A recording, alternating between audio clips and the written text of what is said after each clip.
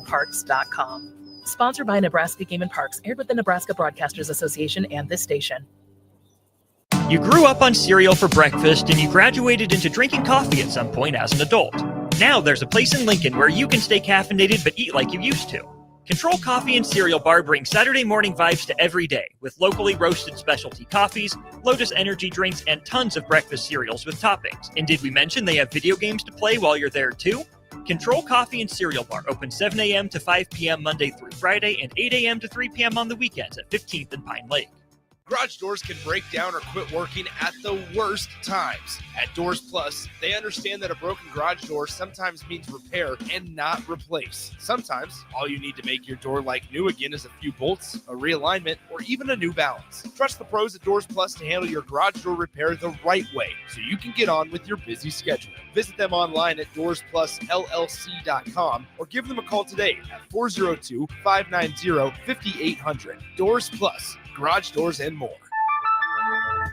In today's digital world, technology works great until it doesn't. At Hamilton, we work to keep your business up and running. We are more than an IT company. We're your partner, focused on customized solutions that set you up for success now and in the future. Say goodbye to tech stress and unexpected IT costs when you hire Hamilton. Together, we help you focus on what really matters. Hamilton Business Technologies. Real people, real technology solutions. Connect with us at hamiltonisbusiness.com. John Henry's has a brand new membership club to protect your entire home in one program. With a VIP and a deluxe option, we will help you find the plan that best fits your needs. Receive discounts on services and equipment, priority service, complimentary inspections, and so much more. Protect your home's plumbing, heating, cooling, and electrical systems all in one membership. Call John Henry's to learn more. 435-5555. John Henry's Plumbing, Heating and Air, and Electrical.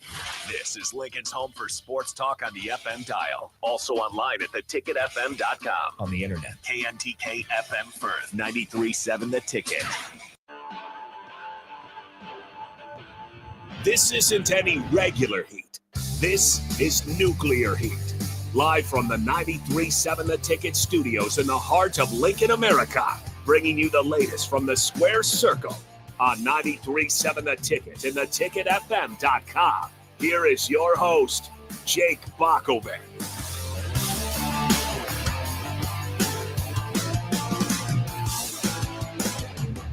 Oh, that is right. It is that time of the week to talk some wrestling here on 93.7 The Ticket. I am Jake Bockoven, and he is my tag team partner, Augie Pena. We're ready to talk about what happened this past week in the WWE specifically, and, of course, near us, actually. In Omaha, they had a Monday Night Raw this past week, and in St. Louis, they had Backlash their Saturday evening. Of course, the hometown of Randy Orton, so it all set it up pretty well. And we'll get into everything specifically, but if you missed it, no belts changed or anything. So it was kind of one of those, this gets called by some folks a WWE backwash, and I've been one of those people over the years because it's right after WrestleMania. It's the first premium live event after WrestleMania, so you kind of are getting some of those feuds that still kind of go over into it.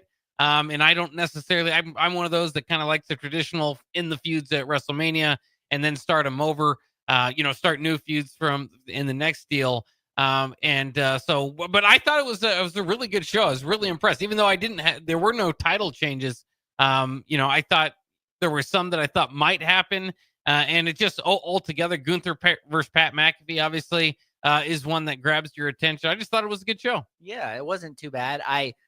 I got messed up on the time. So when I started watching it, it was like the show was halfway over. And I don't know about you, it just felt like a shorter show, like with the start time. And then of course I forgot it's Peacock. I was searching on Netflix and then I was like, wait, this is Peacock. There's a reason I'm paying for three channel services for that. But yeah, no, I thought it was pretty good. Better than a lot of normal backlashes. Because, like before, like you said, it was just WrestleMania Backlash. It was literally the same feuds. This one had some, mixes in there. And then that main event, John Cena, Randy Orton, last time ever. I thought that was fun. And the only thing I will say is I really wish Lyra Valkyria would ditch the bird gimmick. I just don't think that works for her. Yeah. It's kind of weird. And her it looked like she had a bunch of gunk in her hair because she had like Yeah. gold like sprinkles or whatever. And when you're working out and you're doing that, it just did not look kind of good. gross. Yeah, her hair looked kind of gross. I'll agree with that. And I did see some let's see some backlash online, I suppose is what you could say about the bird. I mean, it's definitely cool. She just got these wings that she puts her hands in, and so it just looks like she has wings, but she's not like, I don't know. She doesn't even have like a facial expression. She just kind of like doesn't. It's kind of like meh. Yeah. She walks around everywhere with it, which I think is unique. And I think it's interesting that you bring that up because so many times we think about like, okay, you need a gimmick, you need a thing. And Lyra Valkyria, well, what's her thing? And I don't know if they've necessarily found it, but they've kind of given her this bird thing, right? As far as an entrance, it certainly separates her as far as an entrance goes. And we'll get more into it as much as the match goes. But man, they must be really high on her. Whatever, even if I sit back and say she doesn't have a gimmick, they do not care because they have been pushing her strong. Yeah, and like I know we're bashing that and everything there too, but when she's not in her bird gimmick, like just normal SmackDown and Raw, it looks fine. She looks like a credible, champion in person, and you're like, okay, this is somebody. And then the premium live events, but yeah, they just, I mean, she won, the first Intercontinental Championship. She has beaten Bayley a couple times, and now, what she did last night, you're right there. It's kind of like a mixed bag because then you look at the Royal Rumble, and I'll always bring this up. She was the second person eliminated. She was Lyra 2 belts, for a little bit. I mean, for a day. For a day. Yeah. And that's something though, because I mean, to carry 2 belts at the same time, not everybody gets to do that. And we've talked about it. When you watch her in the ring, she's really good, and like I've seen like YouTube things where she works out with Sheamus and things like that. Like she's an incredible athlete. They're not pushing her correctly. And this is only like her 3rd title defense, maybe in like the 6 months that she's had it. That's not really great. And then, we talk about it. The thing that, it's supposed to stand out is that she's a bird, but, or a bird costume. Right. I guess the last name, right? It's probably why they went with it. But it just doesn't seem like that's working. So I just think they need to go with like just a new gimmick for her. Cause then, maybe people will finally get behind that. Well, and it's always interesting too, just as kind of like the psychology of wrestling behind it is that, like when Kane came out or Undertaker came out in their garb, that's what they're gonna wrestle in. Obviously Undertaker's gonna drop his hat, and I suppose that's not the best example. He's got like an overcoat and stuff.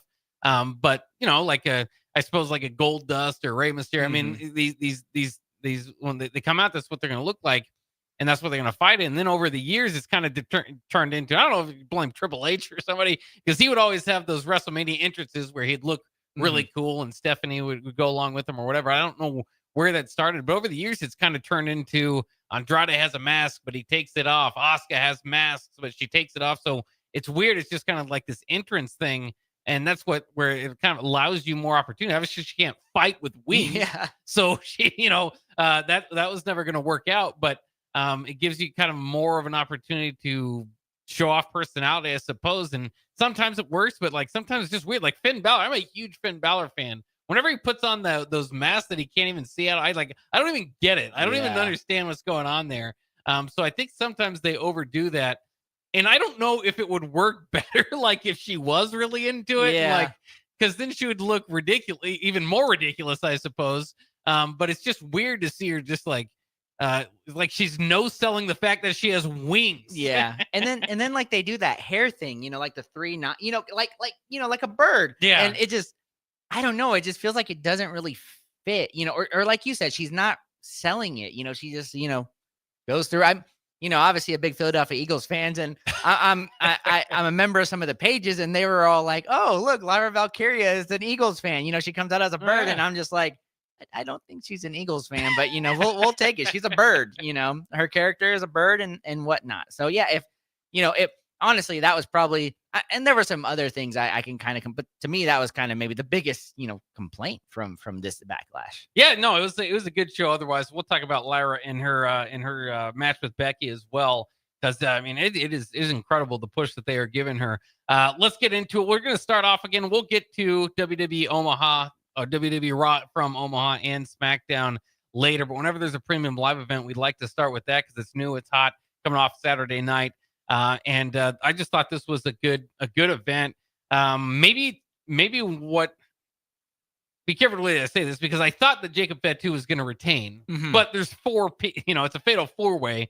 So I thought maybe there was a possibility. They even mentioned as he was coming to the ring, he doesn't have to get pinned to lose this. He hasn't been pinned before. So I thought, yeah, maybe they would do this, but that would be a quick turnaround from just giving him the belt there at WrestleMania. But nonetheless, they had a U.S. Championship match, fatal 4-way between Jacob Fatu, Damian Priest, Drew McIntyre, and LA Knight. Obviously, everybody's besides Fatu has been in the main event, like big title picture before. So it's already elevating Jacob Fatu's U.S. title defense and run so far, just because the names that are going to be involved in this. And this was the one to start out with. This got the crowd going. I think every one of these guys hit finishers at one point, and just a lot of big men throwing their big bodies around. I'll put it that way.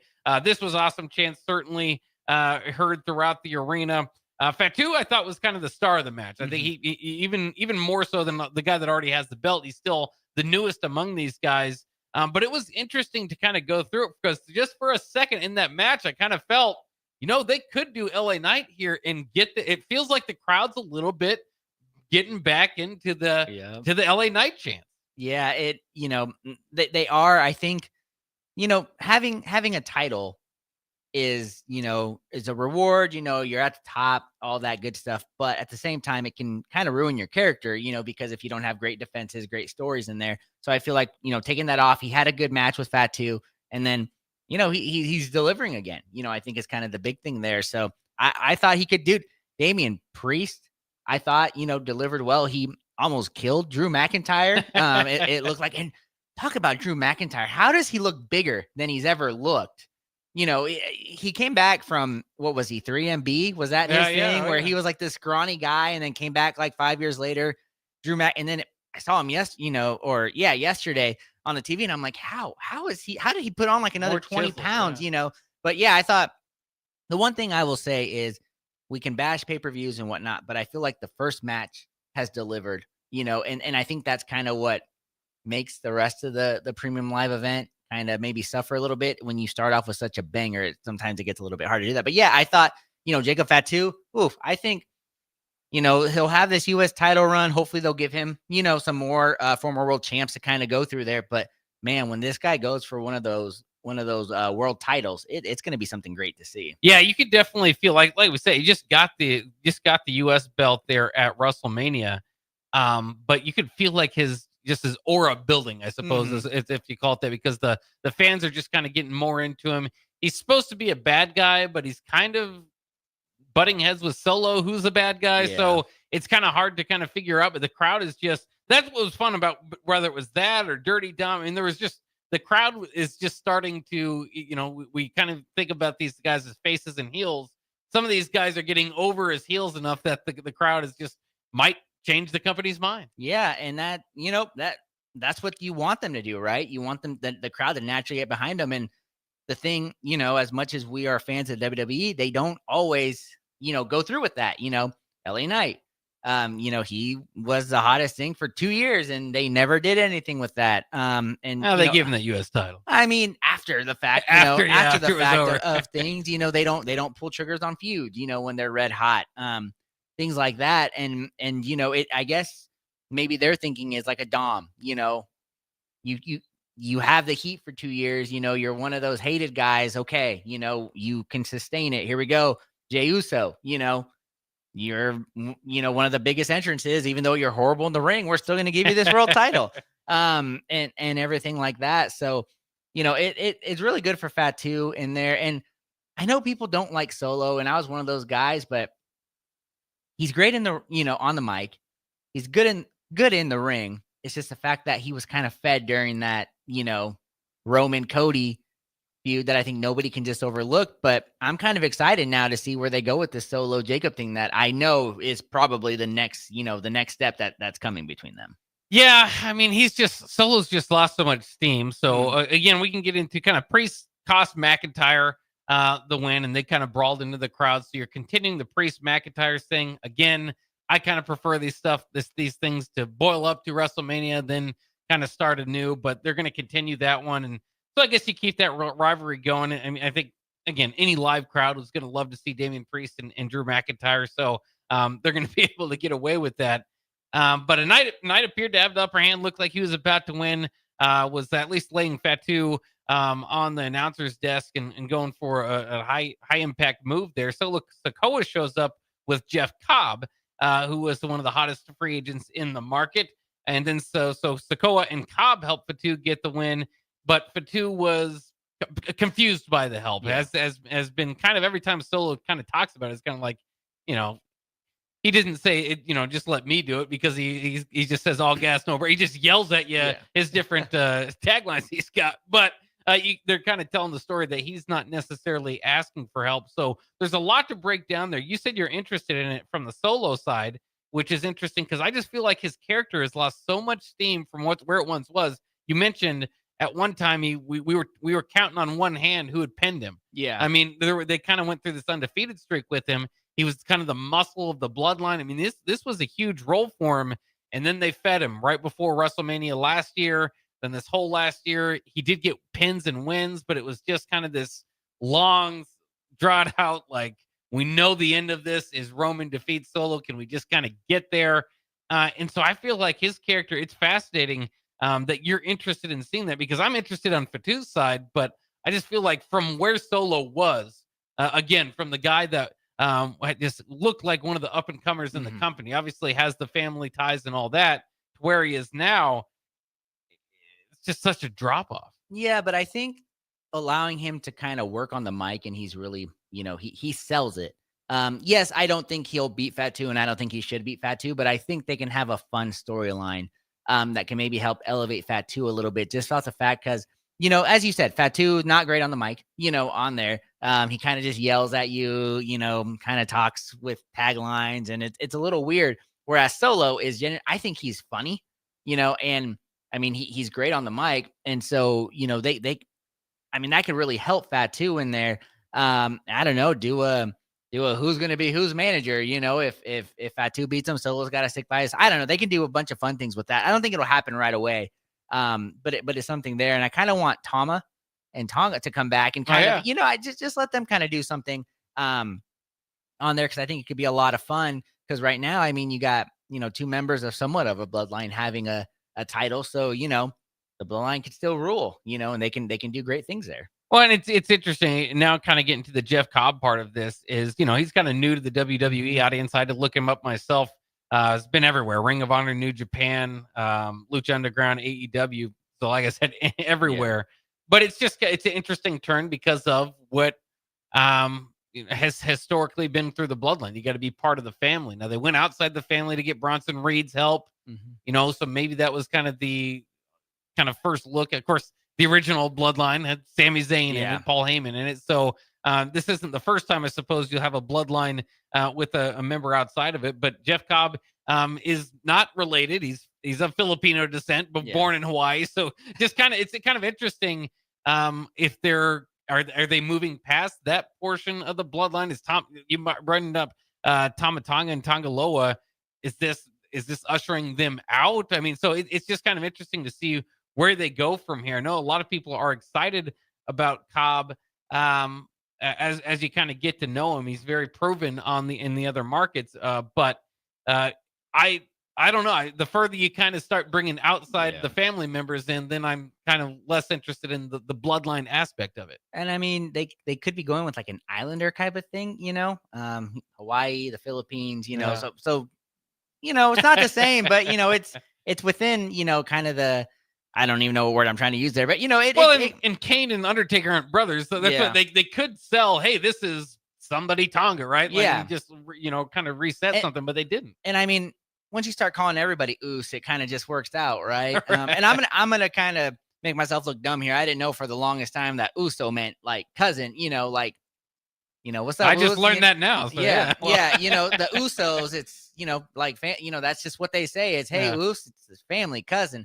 So that's kind of big there on that. So they could go with it. Jeff looks big, I don't really know him either, but he looks the part.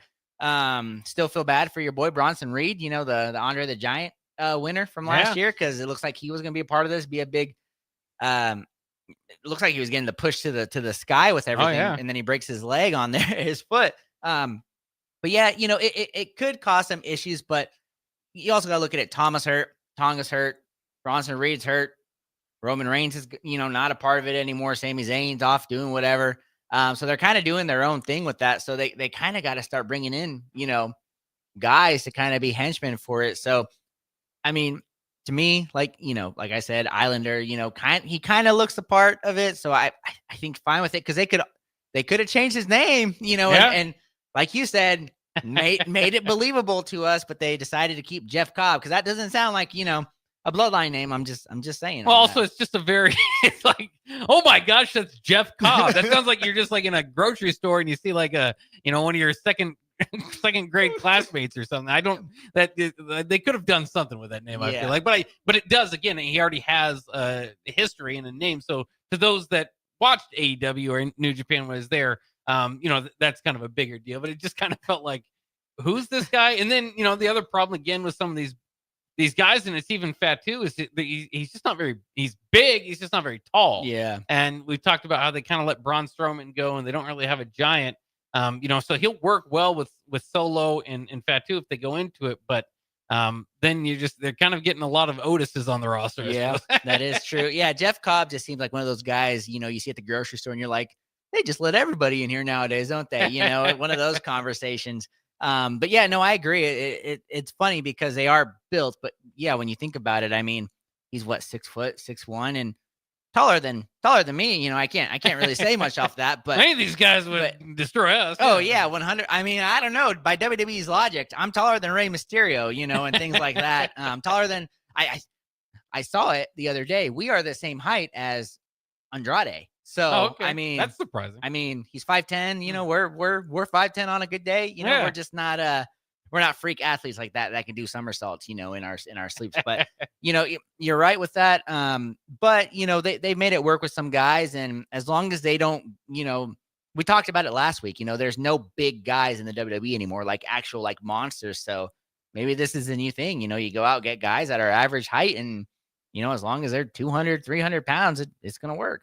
Kyle off Facebook says Jeff Fatu. Maybe that could have worked, but they didn't go with that. So we'll kind of see what happens there. Interesting match again. Jacob Fatu does win, retain there for the U.S. Championship. Again, we know what's next for Damian Priest. Looks like we know what's next for Drew McIntyre and even for Jacob Fatu. We'll see what LA Knight, what they have in store. Again, I just felt like the momentum was in the building again for his movement. So we'll see if they picked up on that as well. Then we go to the women's IC title. We talked a little bit about it already, but Lyra Valkyria and Becky Lynch. Lynch had a bloody elbow throughout this. Valkyria might have suffered a nose injury. I mean, this was a hard-hitting match, and it's fascinating, the long-term storytelling. You kind of look at these two. Lyra, I guess the biggest thing for me here was why I say Lyra is being like monster booked is not just because she's the IC title winner. I mean, sure, there's one she's the first women's Intercontinental title champion, but there's been plenty of Intercontinental champions over the years. She survived 2 manhandle slams. Yeah. Becky Lynch is probably the biggest, and I think there's all different type of ways you can look at it. She's the first woman to kind of headline WrestleMania. And so she's just one of the biggest women's stars they've ever had. I haven't seen too many people kick out of a manhandle slam. Yeah. It's not like an overwhelming athletic move or anything. It's her finisher. And Lyra survived 2 of them. They kind of used that story to show that she was getting upset. So Becky kind of got too upset that she went out to grab a chair. The chair, Jessica Carr the referee figured out that she was coming with the chair. So she kind of turned her away. Then we had Becky Lynch expose the turnbuckle. She was trying to get Valkyria into the turnbuckle to no avail. Ultimately, for all the close calls, the one thing that I thought, this match had a lot of energy and a lot of excitement, and the win was just kind of quick. It was just Valkyria countered a pin that Becky Lynch did with a pin of her own. So for how hard-hitting match that was, like I said, 2 manhandle slams that didn't do it.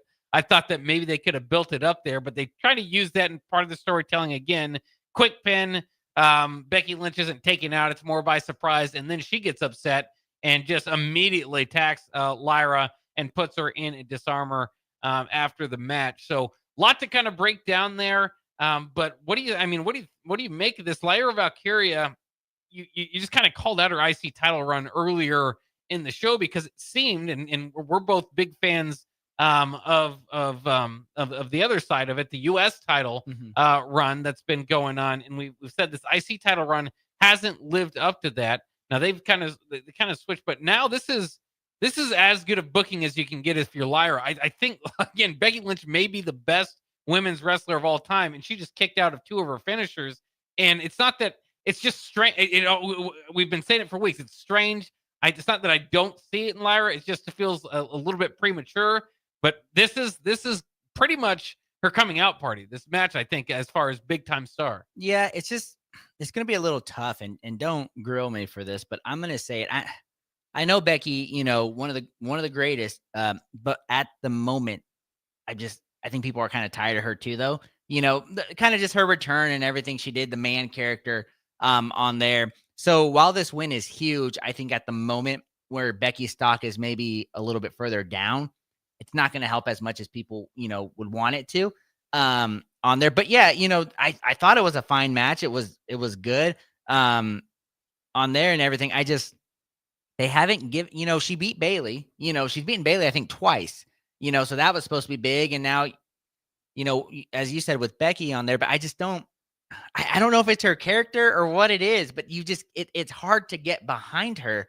And I think a big part of it too, though, as the run, I mean, she went like 2-3 months without doing anything with that title. I mean, she didn't even defend it at WrestleMania. She was thrown into this tag title with Becky Lynch because I think they realized, okay, we need to find a way to get Becky into this, and hoping it rubs off. So we'll see, who she feuds with next. It looks like she might continue with Becky, it doesn't look like it's over. Yeah. So to our point, your point, kind of like with, you don't like, you like WrestleMania ending it. To me, it should have been, she beat Becky. Okay. That was her rub up. Now go do something with it.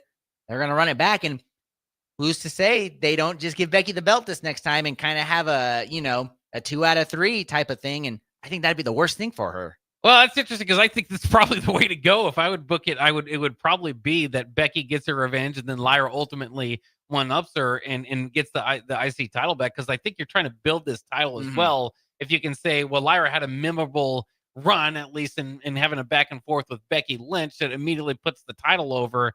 And, just for whatever short time Becky would have it, would be like, okay, that's kind of putting the title over too. So maybe I'm thinking a little bit too much. Clearly they don't care about the U.S. title already. So, or as much as they do this IC title. So I'm just kind of thinking about building it. But I also think too, I was a little bit surprised about the result because I thought Becky Lynch winning the IC title would do that for her. Now, what would that do for Lyra? I'm not sure where you would kind of find a spot to put her next, but that was one that I did not necessarily know who they were going to go with in this one. Yeah, and I think if you were going to have Becky win it at any time, it would have been this one, and then have Lyra chase her for it, because now you can say, well, she already beat Becky. I don't.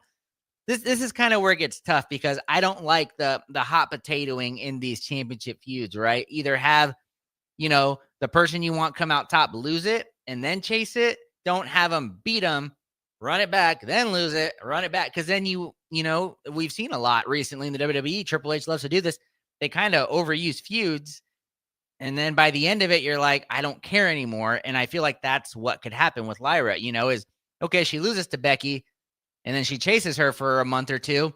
Well, that's, 4 months from now, you're like, one feud, who really cares about it? And that could kind of be the worst thing for her, in my opinion. Yeah. It's interesting to kind of see where they go with this next. And certainly interest levels. And I think of all people with this push, to me, Lyra Valkyria, I've been trying to be as nice as I can, because if you've listened to the show, you've heard us. We don't quite get it. We don't. Yeah. In ring, we get it, but now I just want to see what their plans are with it, because I think she is obviously one of their biggest pet projects, and I want to see what they have planned for, and to put her over. I mean, I just can't get over the fact that she survived 2 manhandle slams After years. And you already mentioned she took down Lyra's already taken down Bailey. That's two of the horsewomen. Yeah. One of them's off in a different company. I guess Charlotte's got something to do. So maybe that's the next after this feud. It's funny you mentioned that, because after we talked about it, I was going to say, man, she's probably going to go after Charlotte next, and then who knows, Sasha Banks might come back and just lose, I don't really get it either. But like I said, outside of her premium live event kind of attire and things, they should just keep her looking like a normal person and ditch the wing thing and, the Eagles and the birds. Sorry, not the Eagles, the birds. Keep the Eagles forever, but birds. And I think it would be a little bit better. Yeah. Yeah, we'll see. We'll see. We've got plenty more to talk about here on Nuclear Heat. Again, we'll go back over the episode of Raw from Omaha, which Matt Rule and Dylan Raiola and Emmett Johnson got plenty of screen time in. But we also have to go finish our thoughts on Backlash. We had the men's IC title between Dirty Dom and Penta. We had Gunther and Pat McAfee, and of course, last time, John Cena and Randy Orton. We'll talk about that next year on Nuclear Heat on 93.7 The Ticket. At Allo, we go beyond internet, bringing you faster speeds backed by an all-fiber network. We go beyond TV and phone service, delivering reliable, crystal clear connections. We go beyond customer service with local teammates and no robots for a hassle-free experience. We go beyond value, offering transparent prices with no contracts, hidden fees, or data caps. We even go beyond our office doors by working, hiring, volunteering, and living in the communities we serve. Go beyond fiber. Sign up today at allofiber.com. If you want to make new floor shopping easier, come to O Street Carpet. Hi, I'm Steve Carper. Our flooring professionals can help you choose the best flooring for you, your family, and your budget. We eliminate the confusion. Even better, you'll be enjoying your new flooring much sooner. No 6 or 8 week waits. We'll install right away and save you money on installation. Floor shopping made easy every day at O Street Carpet. O Street Carpet. 1732 O Street. Family owned and operated. Always the best value. Billy Currington is back on tour. Friday, June 13th, Pinewood Bowl Theater at Lincoln's Pioneer Park. Live in concert. Tickets on sale now at Ticketmaster.com. The end of the school year is drawing near, which means graduation parties are coming soon. Are you prepared for hosting? Führer's Cheese Spread is the dip that brings everyone together to celebrate graduations and the close to a great school year. And it goes well with crackers, meats, soups, and more. How could you consider throwing a party without it? Get to your local grocery store today and load up on Führer's Cheese Spread. No graduation party is complete without it. Hey, what are you talking about over there? Huh? I said, what are you talking about? Bill, I think it's time for both of us to get our hearing checked. We should head over to Christensen Hearing Analytics. Oh, yeah, I've heard about them. They offer a free hearing consultation and screening, affordable hearing aid prices, and a knowledgeable staff with over 30 years of experience. Visit Christensen Hearing Analytics today in Williamsburg Village or give them a call at 402-489-3450. Christensen Hearing Analytics. A better life starts with better hearing. Lincoln's go-to for fun isn't new. It's a place that's been a staple of the city for years and is only getting better. Matson's Bowling and Billiards always has open bowling available with no long lines, unlike other centers. They have live music almost every weekend and great food at EJ's Bar and Lounge, with seating for 150 people. They have popular meals like the EJ Burger, pizza for the whole family, and famous EJ's Wings. Contact Sarah to book a party for friends, coworkers, or family at Matson's Bowling and Billiards, just south of 48th and Holdridge. If you want to make new floor shopping easier, come to O Street Carpet. Hi, I'm Steve Carper. Our flooring professionals can help you choose the best flooring for you, your family, and your budget. We eliminate the confusion. Even better, you'll be enjoying your new flooring much sooner. No 6 or 8 week waits. We'll install right away and save you money on installation. Floor shopping made easy every day at O Street Carpet. O Street Carpet. 1732 O Street. Family owned and operated. Always the best value. Ticket listeners know a dream team when they see one. At Applied Connective, we've been in the game for 20 years and have developed a team of world-class leaders in all things IT. From cybersecurity and Microsoft products to physical security, audio, video, infrastructure, business phone systems, and anything in between. We'll help you leverage technology to become your most secure, efficient, and profitable. Head to our website to check out real reviews and testimonials and sign up for a free tech consultation. We can show you where you might be vulnerable, inefficient, or overspending. It's a game changer, and it's totally free. Claim yours right now at appliedconnective.com. back to Nuclear Heat with your host, Jake Bockoven, on 93.7 The Ticket and theticketfm.com. That's right. It is Nuclear Heat here on 93.7 The Ticket, and I am Jake Bockoven. He is Augie Pena, my Nuclear Heat contributor and tag team partner. And we are talking about Backlash from St. Louis there from Saturday night. We just finished talking about Lyra Valkyria defending her title against Becky Lynch. Let's get into the men's Intercontinental side. Dirty Dom, Dominic Mysterio against Penta. I mentioned earlier the crowd was getting behind Dirty Dom. You even heard some Dirty Dom chants there, which is interesting because Penta is beloved right now among the WWE Universe. So even though this was kind of our heel versus face matchup, it's kind of fun to have some of these. I just thought in between a few different matches, Cena and Orton was kind of the same way, where you still have a lot of Cena fans, just kind of split audiences out there. Kind of makes it a little bit fun with the chants going back and forth. But in any case, Dom kept up with Penta pretty well. I thought I saw a lot of kind of talk about this online too, is the strides that he's made as a wrestler, not just getting over with the crowd and all that. This was arguably his best match in ring. Judgment Day, as they usually do, tried to intervene, tried to help, but to no avail. But they're them getting tossed out from trying to help actually caused enough of a distraction from El Grande Americano to show up and hit Penta with a headbutt. This obviously is going to steer El Grande Americano and Penta into a little bit more of a feud, maybe chase or open it up for the next contender versus Dirty Dom as far as I see it. But Dirty Dom was able to then hit the frog splash for the win. And it's still kind of just sitting there every week. You're just kind of wondering, are they going to turn Finn Balor? He's now wearing Dirty Dom shirts. Yeah. So it feels like it's getting closer and closer to that. But so I'm not sure if that's what's going to happen next there, but it does look like Penta and El Grande Americano next. And I'm just excited because Dirty Dom is maybe one of my favorite wrestlers out there right now.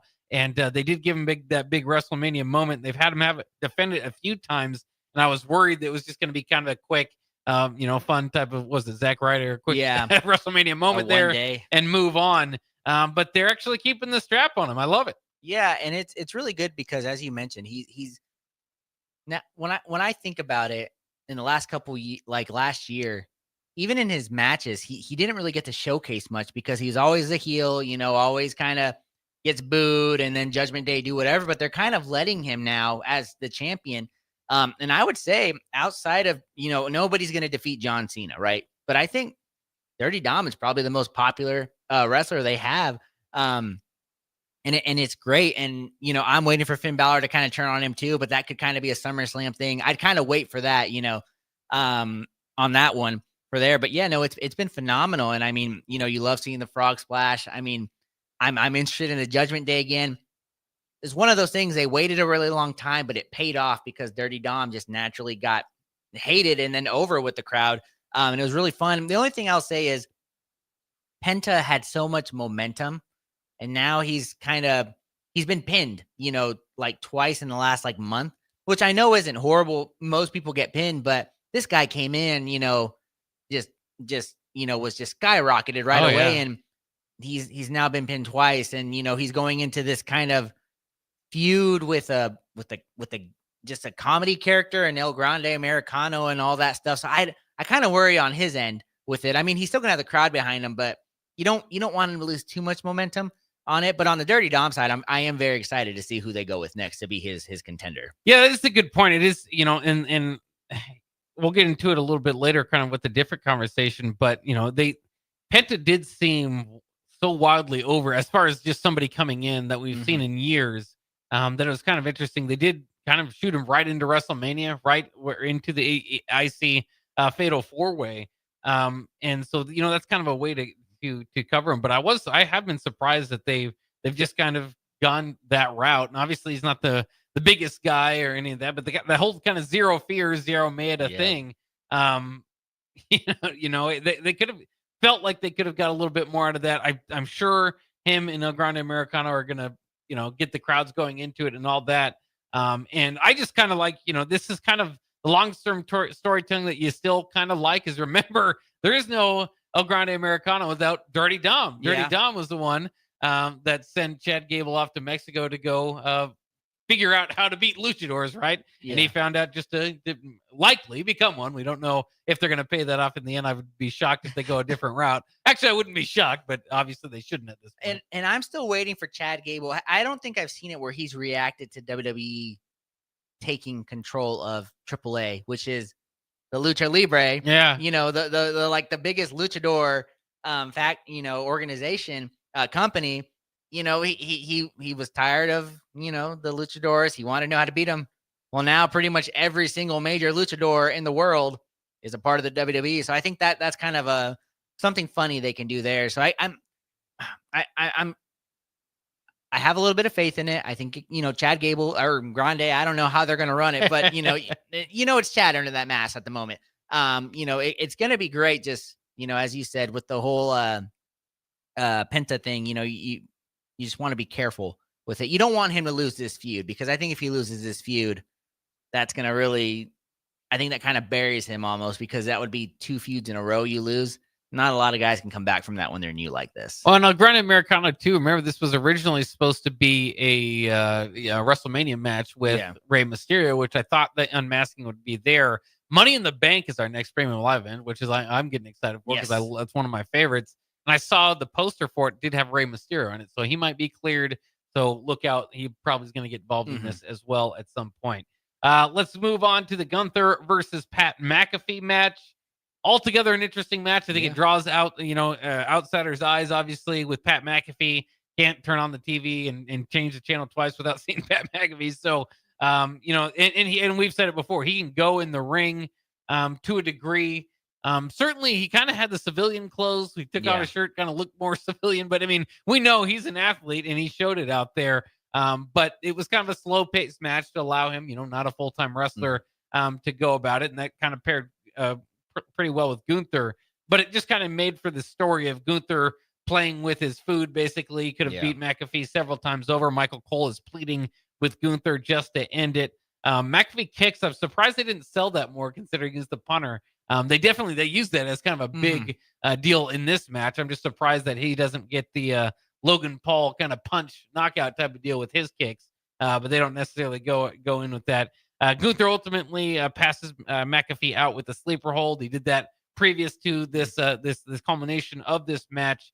And then, it's just kind of interesting. So I thought this was a great way to get Gunther. We said it before, Gunther cannot lose this one, obviously.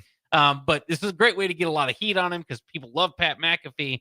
And I felt like it happened. And then in the end, Gunther shakes McAfee's hand before exiting the ring. And I thought that was like a good moment that McAfee can kind of show on a show or whatever. It just became it became more of kind of something that I think that they're going to promote on a show and all that, instead of kind of keeping that heat on Gunther, which I'm sure he'll still have. It was kind of an odd handshake, I thought. Yeah, it really was, because like you said, I was expecting them. Okay, this is the full "we hate Gunther," bringing that back. He has snapped to a point, and then he does that. It's kind of like The Rock doing what he does, and then in the press conference, he's, Maui from Moana, or something like that. Like, it's just so confusing, the booking they're doing. It's like they're so afraid to let us, to just keep it. Because, and then here's something I'm going to go back and got to get him crowd. Dominic Mysterio. This is one of the things I love. He keeps his character in every interview. Like, it's his life. They talk about his dad. He says he hates his dad. He stays in character.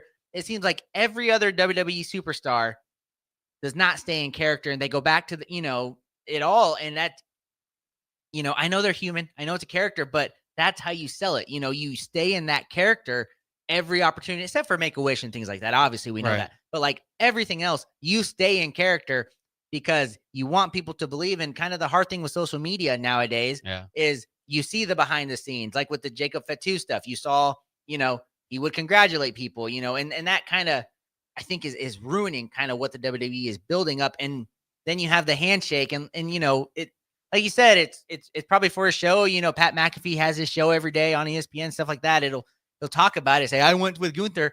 Where does that help Gunther? Somebody that we've talked, ever since he lost to Cody Rhodes in a stupid crown jewel match that we don't think should have existed. You're trying to bring him up. You lose to Jay. I mean, what's next? What are they doing with Gunther, who was probably your most prized possession, your most dominant superstar, before you decided to just do what you're doing now with him? Yeah, it will be interesting what they do with him next. I do think he's got some heat coming out of this, but could have been more without the handshake was my only problem. That's a small, maybe a small detail, but again, within wrestling, the details matter. Let's get to John Cena and Randy Orton. Of course, this is a matchup. It was kind of fun just going through Peacock, looking through. They had all their 25 previous title matches and all that stuff, so you could really get into your whether it was your childhood or whatever era of it was for you. John Cena and Randy Orton, probably the best rivalry of the Ruthless Aggression era. Maybe would be a PG era would be a way to say that. This was pretty good. Now it's obviously they're a bit older, so it's a slow pace, big spots type of stuff compared to the younger days. But I thought this was a very entertaining match. After a series of holds, Cena and Orton poke each other in the eye, which I thought was good storytelling because it was, as the announcer said, it was what Cody was unwilling to do, is basically, kind of dive into his bad guy side. So that was kind of cool. Cena tried to leave the match. That didn't work out. I thought also part of the good storytelling was these guys have fought so much that they kind of know each other. And so they countered each other's big moves often. So that was very cool to see. Refs were taken out twice, and it twice cost Randy Orton the match. So he was getting frustrated. And ultimately, Nick Aldis and many others came out to check on one of the referees, and Randy Orton decided to RKO, 5 of those guys there, including Jamie Noble, who's out there as security. If a Jamie Noble interference isn't enough, R-Truth comes out to prevent the punt, which Randy Orton had lined up on John Cena. Very surprising. R-Truth obviously long been a comedy character. They've kind of been playing about 2-minute, kind of come back from commercial type of things of him loving John Cena and stuff. But I thought that was all just kind of fodder. It was actually used in this match, which was interesting. And if you missed it in the post match, just online, John Cena did also a truth through a table as far as the post interviews went. So that was kind of interesting. Well, but ultimately Cena hits the low blow and then uses the title to knock Orton out in his hometown. And there we have it. And we don't know what's next for Cena. I was kind of waiting, as you always do, to see if there's somebody popping up behind him. Did not happen here, but I thought this was a heck of a match. It was always going to be a long shot for Randy Orton to win because John Cena, obviously, they did a lot to kind of set this up the way it is. This is kind of the story in wrestling this year. And so it would have been really shocking to see Randy Orton get the win. But there was a couple of times you thought, maybe they will pull it off. Yeah, and, this is another one where Randy Orton, 45 or whatever he is, looks amazing, just jacked. And, obviously St. Louis, that's where he's from. So it was really great. It was really good. And I'm going to say this. I know they said last time they were going to face each other. I don't think so. I think they're going to go one more time towards the end of it. They have to. I feel like they have to because just the way that ending, as you said, Randy was kind of screwed out of it twice. R-Truth, which, hey, if you want to go R-Truth versus John Cena, one of these matches, I would not be upset about that. I think that'd be fun because, for years he said John Cena is his childhood hero, even though R-Truth is like 6 years older than John Cena. They're doing all the fun stuff. And then the attention to details of it at the end of the match, when John Cena is leaving, he kind of pauses. They're yelling, "Thank you, Cena." You kind of see him start to smile again before he walks off. And so people are like, maybe, he's going to go back to that fan babyface. And then the post show, R-Truth just has to bring up the fact that John Cena can't wrestle and, and then gets AA'd through the table. But I thought it was really fun storytelling. Man, that entrance for Randy Orton, people, I know, hometown, but in France, things like that, people know and love the theme song. His theme song there. And, just having these two guys again was, I think, just a dream come true on there. It's our childhood. I mean, I was 6 years old. No, not 6. I was 10 years old, when these guys first entered the WWE together. And, now in my 30s, I mean, it was fun to see those guys going at it because you don't get to see that, all that often. Yeah, it was kind of, it was really a good show. Again, I said no titles were kind of changed hands or anything, but I just thought it was an entertaining show altogether. A couple matches you didn't know which way they're going. Then obviously, anytime you have Cena and Randy Orton going at it for a final time, much less, at least the way they're booking it. it's going to be a good show. So let's take a quick break. We'll talk about how things broke down on SmackDown and Raw. Of course, there are a few feuds, things that happened in the week leading up to this premium live event Backlash. We won't so much hit on those, but some of the other characters involved in the weekly programming this last week. We'll talk about that next year on 93.7 The Ticket. Out here on Nebraska's calm, welcoming waters, fishing is a breeze. It's the sweet spot where solo anglers find quiet before the catch, families reel in memories, and first-timers discover what makes fishing so special. From the Panhandle to the Platte, the best fishing happens here beneath Nebraska skies. Get started at letsfishnebraska.com. Sponsored by Nebraska Game and Parks, aired with the Nebraska Broadcasters Association and this station. At Allo, we go beyond internet, bringing you faster speeds backed by an all-fiber network. We go beyond TV and phone service, delivering reliable, crystal clear connections. We go beyond customer service with local teammates and no robots for a hassle-free experience. We go beyond value, offering transparent prices with no contracts, hidden fees, or data caps. We even go beyond our office doors by working, hiring, volunteering, and living in the communities we serve. Go beyond fiber. Sign up today at allofiber.com. Attention! Acres is cutting interest rates and offering great deals below market value on the largest selection of used inventory in the nation. For a limited time, Acres is offering interest rates as low as 2.9% on our late model John Deere ag equipment. Acres low interest rates, along with our below market prices on select John Deere used planters, tractors, sprayers, and combines, makes it a great time to upgrade your equipment for the 2025 season. Visit acres.com for details. That's AKRS.com. Offer ends May 31st, 2025. Subject to approved financing. Offer may change at any time without notice. When opportunity knocks, you don't want to miss the call. Hamilton Business Technologies makes communication easy and efficient using customized technology, all while putting people first. Whether you're working from the office, at home, or on the go, Hamilton Business Technologies equips your business with the right tools for smooth, professional call handling. Hamilton Business Technologies. Real people, real technology solutions. Learn more at hamiltonisbusiness.com.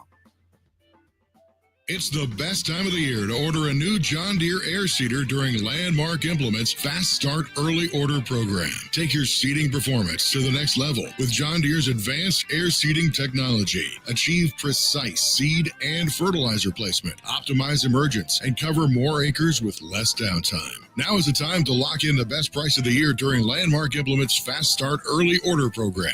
Contact your Landmark Implement for full details and experience the Landmark difference. Rain, snow, or shine, John Henry's is here to keep your home's plumbing systems working properly no matter what kind of weather Nebraska throws at us. From unclogging toilets and drains to installing new water heaters and water treatment systems, John Henry's is your plumbing expert in the Lincoln and Omaha communities. Visit us at calljh.com or call John Henry's. 435-5555. John Henry's Plumbing, Heating and Air, and Electrical. What's better than supporting your favorite radio station and eating delicious Nebraska-made products? Smoking Gun Jerky of Nebraska wants to highlight you, the listener, on the 93.7 The Ticket Wall of Fame at the store. Stop by the store at 48th and R in Lincoln and see their huge variety of small batch gourmet jerky. Or if you're not in the area and want to try some, go to smokinggunjerky.com and enter code EARLY for 10% off your purchase. It's the ultimate low-calorie, high-protein snack at Smoking Gun Jerky of Nebraska. Why are some people more successful? Is it talent and determination, or did they recognize an opportunity?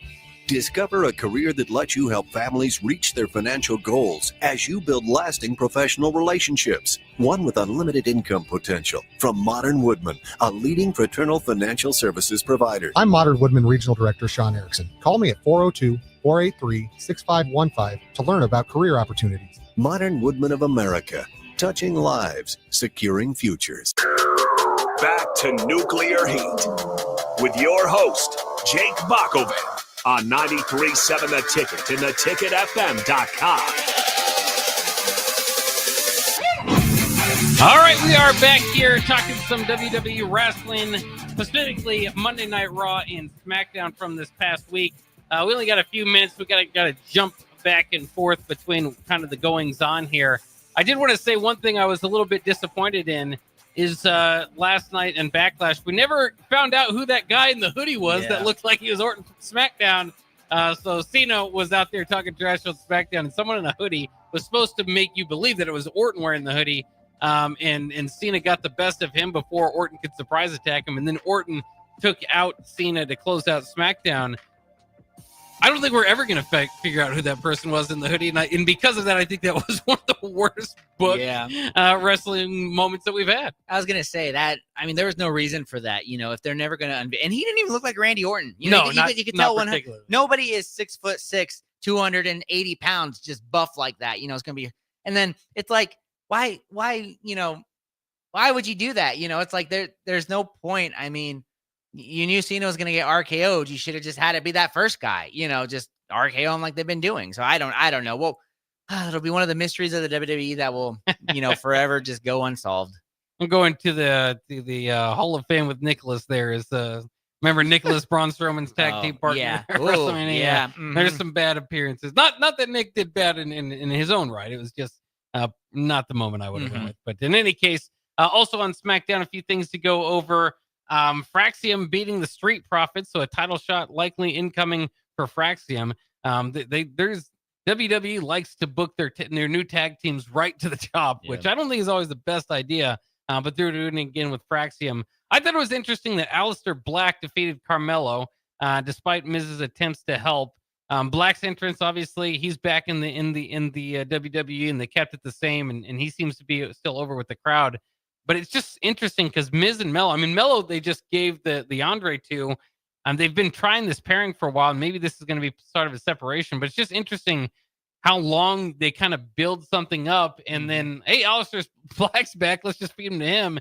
And I don't know. I'd feel better if I felt like they had a plan for Aleister Black. I feel like Aleister Black's first run was just kind of planless. I've talked about this before with Andrade. They don't necessarily have a direction. They're just kind of there hanging around. And filling in here and there. And that's kind of what I'm a little bit worried about. And they're feeding Miz and Melo to it right away, which I don't know if that pairing's working well for you. I think it's a little bit odd. I don't think Miz does the best. Miz is great. And it's surprising to say this with just about anybody. But just the, we're us, him thing is just kind of lame. But I don't know. I was surprised they're going this route. Yeah. And with Aleister Black, he's got the look. He's like 6'4", 6'5", and he's like I think like a legit black belt or something like that. So he's got the moves, and you're right. They just never really do much. He looks cool. He's got the eye thing still going on and all the tattoos, and Black Mass, I think, is just a really cool finisher. But yeah, it looks like your boy Carmelo is just going right back down to the bottom of that food chain. They gave him the Andre the Giant, like you said, and that was a great Andre the Giant, with the finale, him and Andrade, like it was all great. And then they kind of feed him to Aleister Black. That's the first thing he's got since coming back. So that's kind of interesting. I mentioned this a little bit earlier. It was interesting because Charlotte Flair had her promo. Jade Cargill interrupted. Jade Cargill and Nia Jackson have this match to be the first in line to take on Tiffany. Naomi's distraction allowed Jax to get the win. But it was just kind of interesting because Jade Cargill is another one that's like, man, similar to what you kind of said about Penta, they protected her for a long time, and now she's taking these pins. And I know it's to get Naomi and her feud going, which, again, we don't necessarily want more of because I've already seen it at WrestleMania.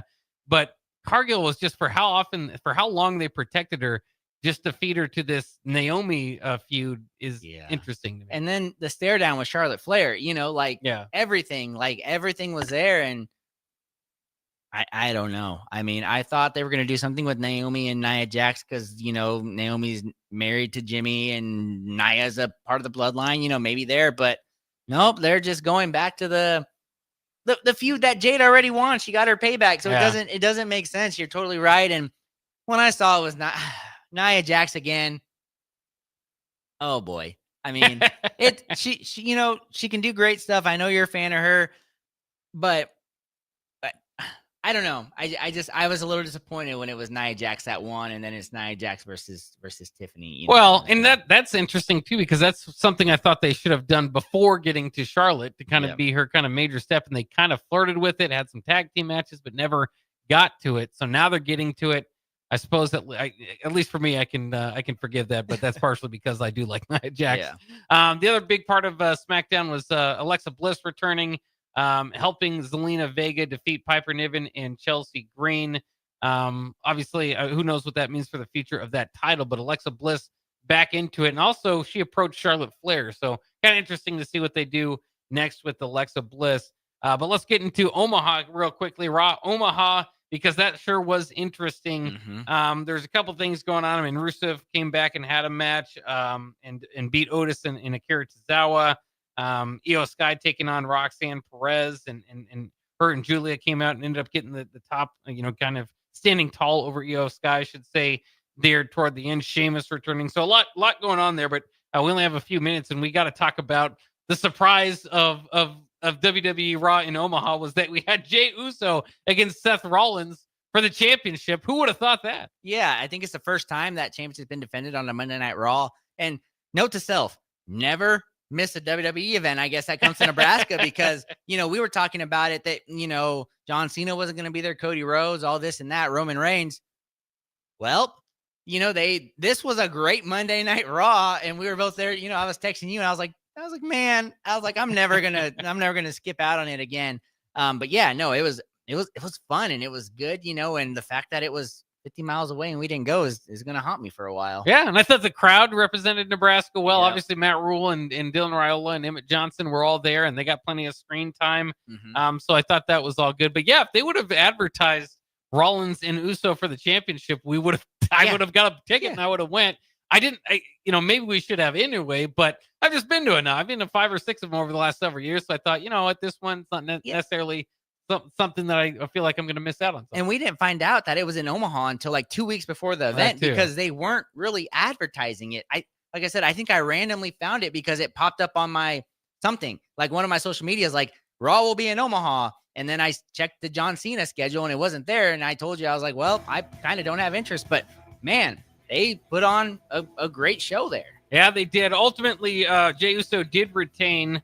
Sami Zayn attempted to come out to help Jey Uso. That did not help because he was neutralized by Braun Breaker. And then CM Punk actually comes out with a chair. So that was ultimately what we had. So it looks like Sami Zayn, Uso, and maybe CM Punk together to go up against Seth Rollins' faction. We'll see. And I've never seen CM Punk at a WWE event, because that could have been pretty cool to cross off the bucket list there. And then, like you said, Sheamus came back. I was like, man, we really dropped the ball not going to that one. It was a beautiful day on Monday night too. There weren't even any snowstorms or tornadoes the last event that tried to come. So yeah, next time we're gonna go to that event. You got us this time, WWE.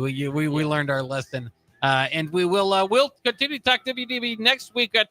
Of course, we're done for the night. I'll just put it that way. We'll let the music restart here because I'm still talking. But that'll wrap it up for Nuclear Heat for this evening. We'll be back next week at 9:00 to talk about this week in wrestling. Got an exciting week ahead of us. And we'll talk to you tomorrow morning here at 93.7 The Ticket on Early Break, of course, with Jake Sorensen and Bill Bush and Steve Sipple. We're going to send it out to national programming for now. Have a good night.